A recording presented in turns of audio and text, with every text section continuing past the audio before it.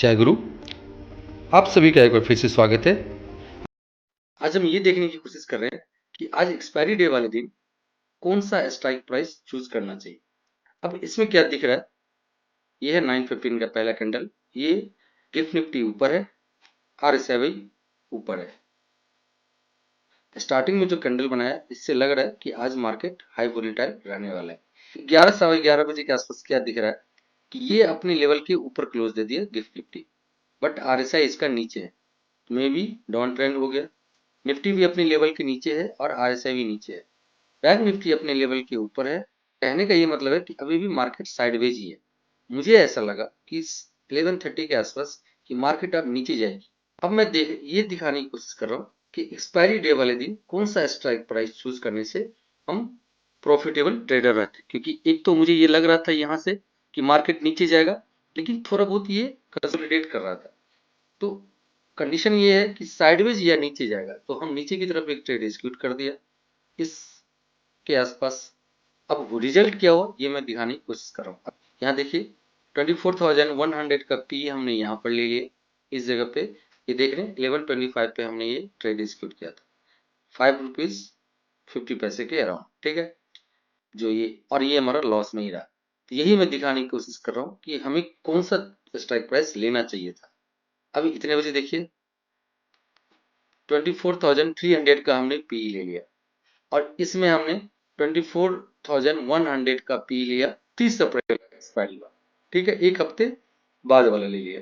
अब हम रिटेलर को कौन सा स्ट्राइक प्राइस प्रॉफिट देगा, क्योंकि हमें यहां लेने के बाद एक्सपेक्टेशन ये होता है कि ये ₹5 वाला ₹50 चला जाए, ऐसा एक्सपेक्टेशन होता है और थोड़ा सा टाइम ले। और ये इतना फास्ट होता है कि हम ये कर नहीं पाते, जिस वजह से हम नुकसान में चले जाते हैं। हमने यहाँ तक टारगेट एक्सपेक्ट किया होता जो कि गया ही नहीं, ठीक है। अब यहाँ के बाद क्या होगी, हमें तो आदत है रुकने की, हमें जल्दी तो निकलना नहीं। तो इसमें थोड़ा सा प्रॉफिट दिखाया फिर एकदम से नीचे आ गया। अब लग रहा था अब बढ़ेगा अब गिरेगा, जबकि मार्केट साइडवेज है।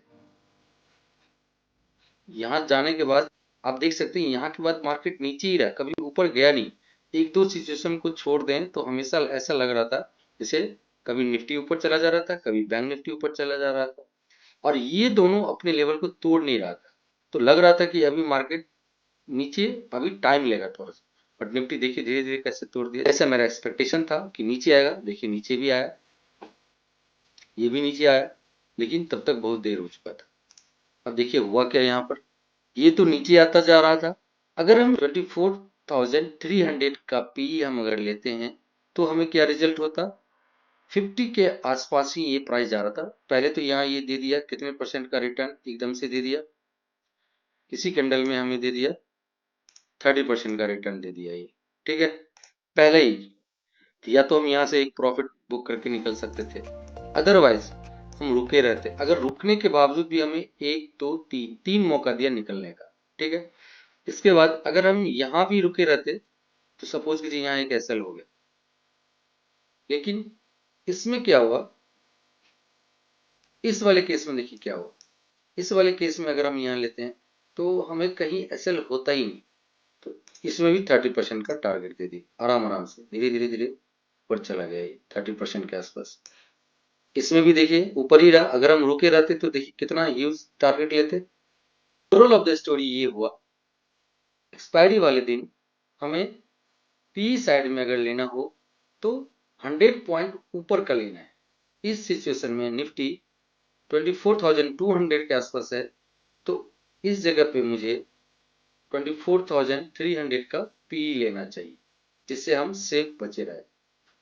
इसी में 24,400 का अगर हम पी लेते हैं तो क्या होता है, यहाँ से इस जगह पे मेरा ट्रेड एग्जीक्यूट हुआ 139 से, ये थोड़ा सा प्रीमियम महंगा हो गया, 139 से 161 गया, और इसके आसपास कभी आया भी नहीं। इसमें तो वो भी ऐसा नहीं देगा। और स्ट्राइक प्राइस आगे वाला लेते हैं 24,400 का अगर हम पी लेते हैं तो ये तो और नहीं जाएगा। ये सपोज कीजिए यहाँ हमने ट्रेड एग्जीक्यूट किया था इस जगह पे, तो हमेशा ये मेरे प्राइस से ऊपर ही रहता है, जो मेरा बाइंग प्राइस था उससे हम ऊपर ही रहता है, और टारगेट यहाँ तक आया था। अब देख लीजिए कभी इसके नीचे आया ही नहीं, लो ये और ज्यादा सेफ हो गया। अब आइए देखते हैं सी साइड में। 11:30 के आसपास की बात कर रहा हूँ, तो निफ्टी 24,250 के आसपास है। इस सिचुएशन में 24,100 सी का देखिए, 24,200 सी का रिजल्ट देखिए, और 24,300 का रिजल्ट देखिए। ये स्टिल बचा हुआ है, ये अच्छा परफॉर्म किया और ये जीरो हो गया। तो इसलिए हमें ना जहां पर निफ्टी चल रहा हो उससे 100 पॉइंट नीचे का स्ट्राइक प्राइस लेना चाहिए। ठीक है, ऐसे ही आइए अब पी साइड की बात करता हूँ। अभी निफ्टी क्या चल रहा है, 24,250 के आसपास। प्राइस देख लेता हूँ, 24,200 पी का देख लीजिए, ये रहा।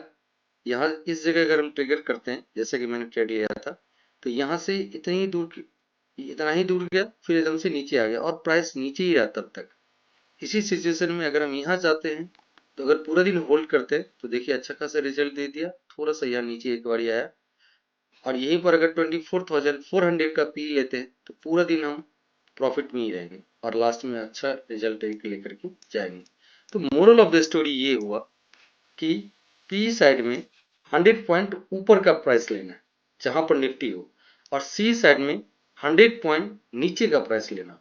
जैसे कि यहाँ हम अगर एग्जीक्यूट किए हैं, तो यहाँ से ये देखिए पूरा दिन नीचे ही रहा, प्राइस कभी उठा ही नहीं, जबकि मार्केट तो साइडवेज था। यहाँ पर देखिए धीरे धीरे धीरे धीरे वेट करते 3-4 बार ये टारगेट देने की कोशिश किया, हम कहीं भी यहाँ निकलते यहाँ निकलते यहाँ निकलते, लेकिन इसमें तो कहीं निकलने का मौका ही नहीं दिया। ऐसे ही इसमें तो हम आराम से बैठे रहते और शाम को 30-40% लेके आ जाते। तो इसी तरीके से हम ये दिखाने की कोशिश किए कि निफ्टी का एक्सपायरी वाले दिन क्या स्ट्राइक प्राइस लेना चाहिए।